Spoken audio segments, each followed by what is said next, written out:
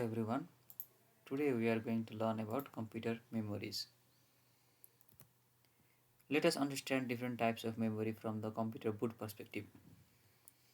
When you press the power button on your laptop or PC, the Bootstrap loader program stored in ROM is executed. Bootstrap loader is stored in ROM because ROM is a non-volatile memory.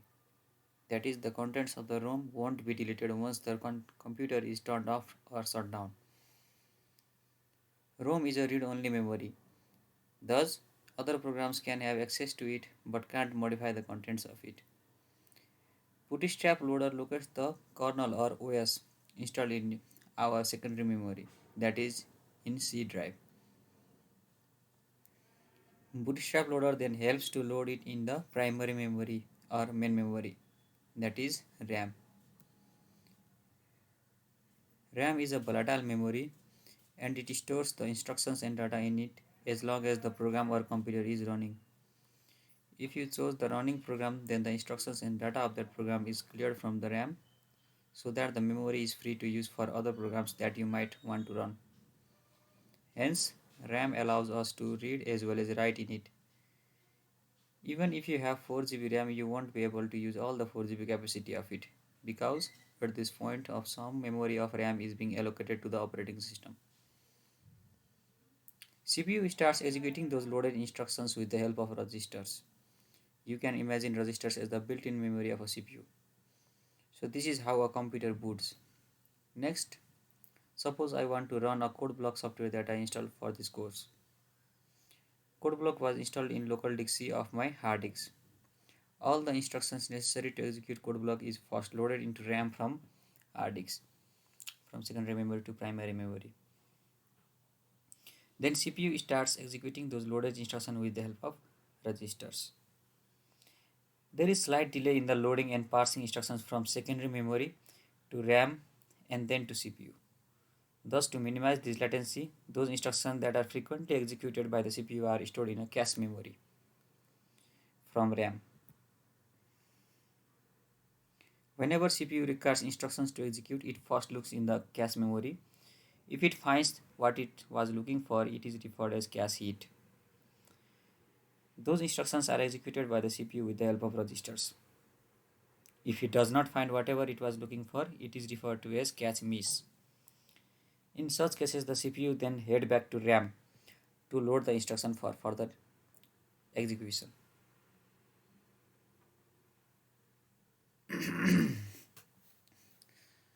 Let us discuss few terminologies that are used interchangeably nowadays, but there is a slight difference in each of these terms. Multiprogramming, multiprocessing, and multitasking. Let us suppose that there are three processes. P1 that requires some input from the user, P2 that requires 7 milliseconds, and P3 that requires 2 milliseconds. And we have only one CPU to execute those processes. Before the concept of multiprogramming, CPU would execute those instructions in the following manner. CPU selects P1 and starts executing. P1 requires some input from user. So the CPU remains idle until the user provides some input or until the input-output operation is completed. P2 and P3 are waiting for the completion of P1. After P1 is completed, then it will process P2 in 7 milliseconds. Finally, after P1 and P2, it will process P3 in 2 milliseconds. With this mechanism, CPU takes longer time to finish the process, and as you may have guessed, if there are numerous processes, then all of the processes might not get the hold of CPU.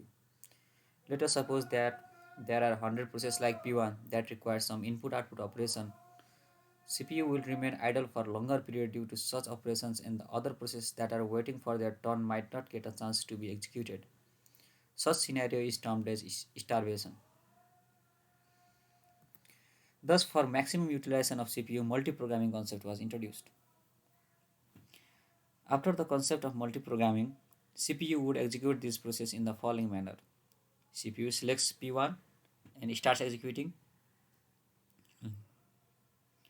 P1 requires some input from user. So instead of remaining idle, CPU then switches to P2. CPU will then switch to P2 and starts executing it. until the input output operation of P1 is completed. Once the input output operation of P1 is completed, CPU switches back to P1 from P2 and starts executing from where it left previously. After P1 is completed, then it will process P2 from where it left previously. Hence, multiprogramming concept maximize the CPU utilization by switching to another process instead of remaining idle. With this mechanism, CPU solves the starvation problem. The next concept is multiprocessing, which is a form of parallel processing with the help of a multiple processor and a shared memory. Let us consider the previous scenario. There are three processes: P1 that requires some input from the user, P2 that requires 7 milliseconds, and P3 that requires 2 milliseconds. And we have two CPU instead of one to execute this process.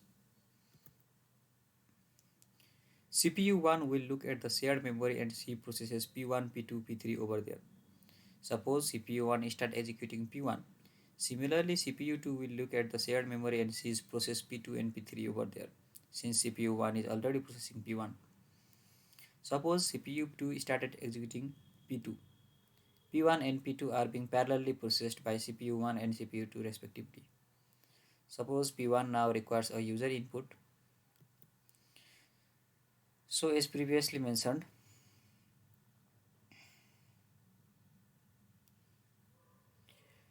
in multiprogramming, instead of remaining idle, CPU 1 looks at the shared memory and sees P3. CPU 1 starts executing P3. If P1 finishes its input output operation, then CPU 1 will head back to P1 and starts executing P1. This form of processing where multiple processors work together to achieve parallel processing is called multiple processing. And last but not least is multitasking. Multitasking is another form of processing that improves the CPU performance. Most of us like to run multiple software at once. For example, you might be working on a computer word software and listening to the music in the background. This is possible due to multitasking, that is, we are performing multiple tasks at once. But how it is achieved? It is accomplished by using the concept of time sharing. Like in our previous example, there are three processes: P1 that requires 5 milliseconds, P2 that requires 7 milliseconds, and P3 that requires 2 milliseconds. This approach assigns the random time quantum to each process.